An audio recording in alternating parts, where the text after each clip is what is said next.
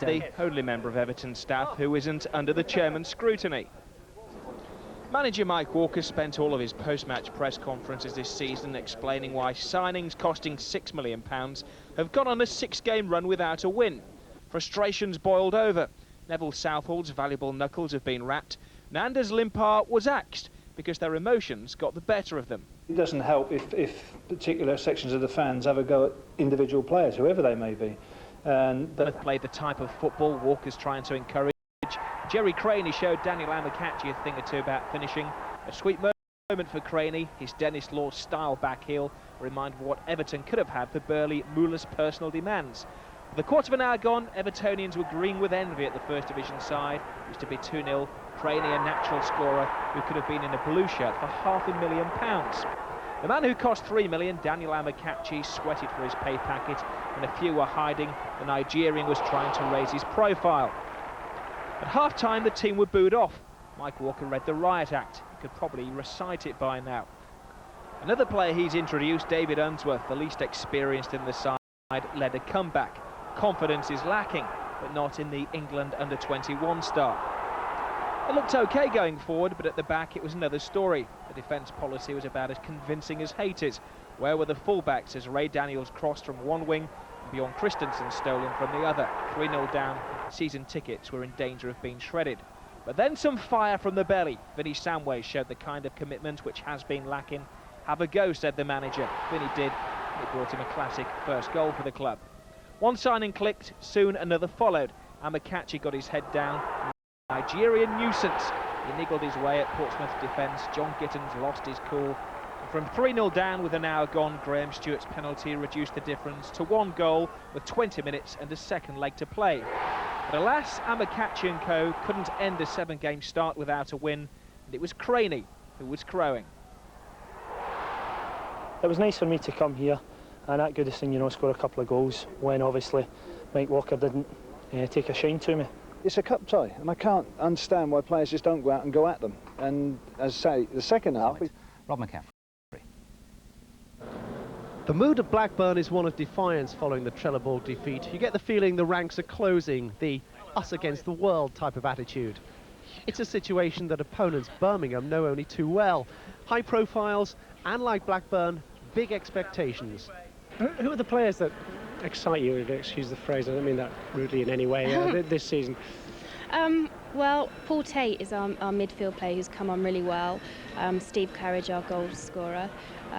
We've got a fabulous side all round, I would say, all of great ability, and it's just hoping that they can all achieve, you know, that level of abilities, which is what I think every club wants from their players. People think that David Sullivan and Karen Brady and I have 15 rounds a day, but we don't. We only have 14, and then we pack up, break for tea.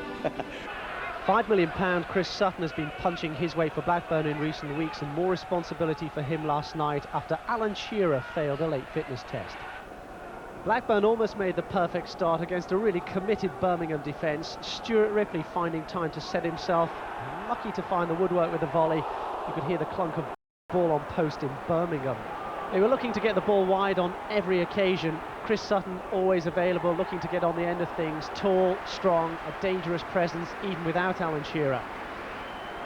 It was captain Tim Sherwood at the centre of most of Blackburn's best work, prompting all the time. Robbie Slater suddenly got in behind the defence, but suddenly got overexcited too. In the second half, Blackburn finally went ahead. Mark Atkins with an innocuous cross really, but suddenly Jason Wilcox appeared to catch the ball flush on the forehead. Nothing Ian Bennett could do to stop it. Blackburn always causing problems in the air, and Sutton almost immediately got his 6th goal of the season. Good header, though Ian Bennett seemed distracted by the man on the line. Maybe could have done a little better, but Blackburn had definitely just stepped up a gear, and Sutton the man with the foot on the pedal. Birmingham thought they'd actually opened up the tie when Steve Claridge poked in the volley, but the linesman's flag was up immediately. Claridge just a yard offside, and 2-0 was just about fair. It's been a solid response since the Trelleborg result, and the most expensive man in football is certainly playing a part. What about the fans? Have they taken to you, do you feel?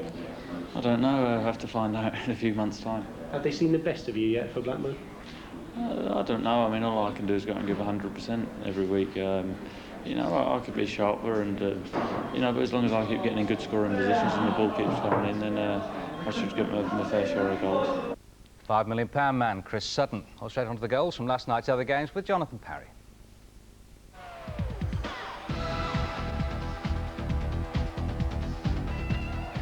Shock results were in abundance in last night's first leg ties, none more so than at Barnet's Underhill Stadium, where Manchester City found the going decidedly uphill. Dougie Freeman, the man catching them cold in the very first minute.